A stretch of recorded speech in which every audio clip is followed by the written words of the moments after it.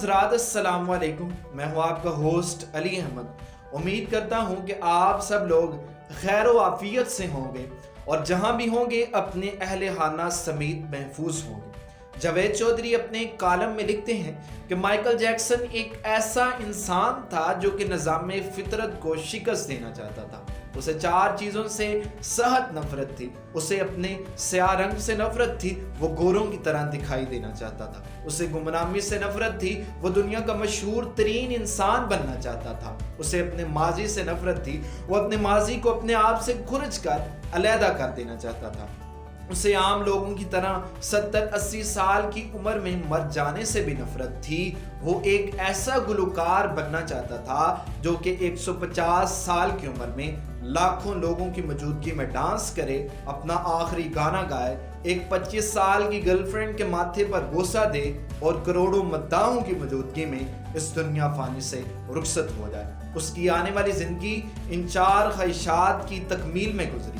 اس نے 1982 میں اپنا دوسرا البم لانچ کیا جو کہ اتنا مقبول اور مشہور ہوا کہ ایک ماہ میں اس کی 6.5 کروڑ کاپیاں فروخت ہوئیں اور اسے ورلڈ ریکارڈ میں بھی شامل کیا گیا۔ اس طرح مائیکل نے گمنامی کو شکست دے دی اور اب وہ دنیا کا مشہور ترین گلوکار بن چکا تھا۔ اس کے بعد اس نے اپنی سیاہ رنگت کو شکست دینے کا فیصلہ کیا۔ اس نے پلاسٹک سرجری کا آغاز کیا۔ امریکہ اور یورپ کے چوٹی کے 55 پلاسٹک سرجنز کی خدمات حاصل کی اور 1987 تک مائیکل کی جلد، رنگت، جسمانی نقوش اور حرکات و سکنات تبدیل ہو چکے تھے۔ اب ایک نئی جلد، رنگت اور جسمانی نقوش کا مالک مائیکل اس دنیا کے سامنے آ گیا تھا۔ اس کے بعد اس نے اپنے ماضی سے بھاگنا شروع کر دیا۔ اس نے اپنا ڈریس تبدیل کر لیا۔ اس نے اپنے خاندان سے قطع تعلق کر دیا۔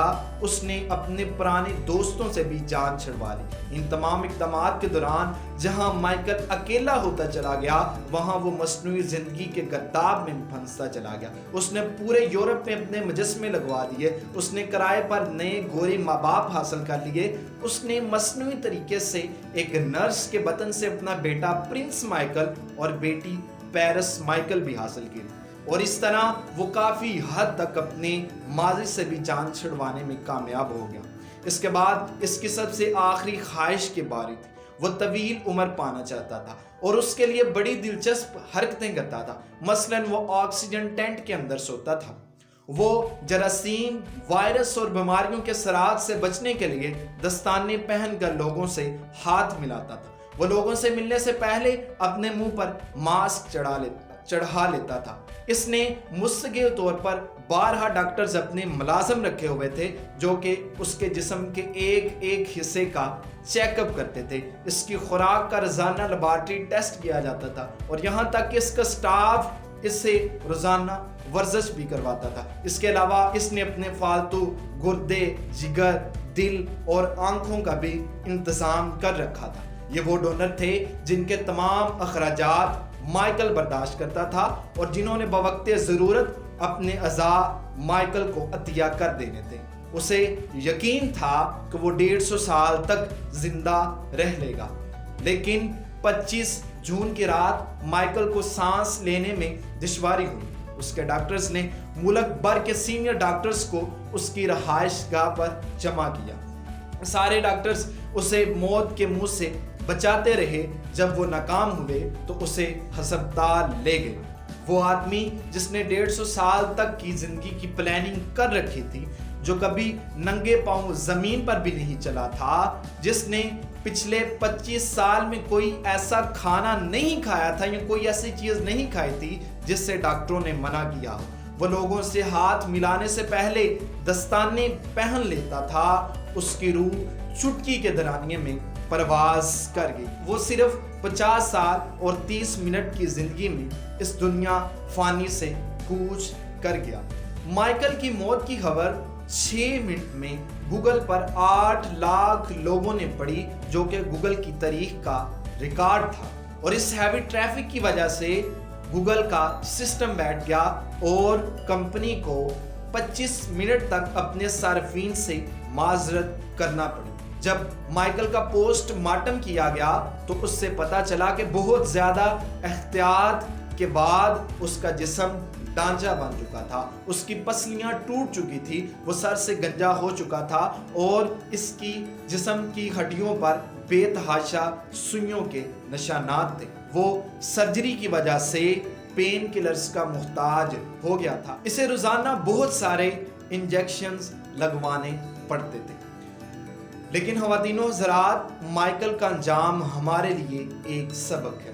ہم اس دنیا کو تو فتح کر سکتے ہیں لیکن اپنے مقدر کو فتح نہیں کر سکتے۔ ہم موت اور مقدر کے لکھنے والے کا مقابلہ نہیں کر سکتے، وہ چاہے کوئی دنیا کا فیمس گلوکار ہو یا پھر فرعون، وہ 2 ٹن مٹی کے وزن سے نہیں بچ سکتا۔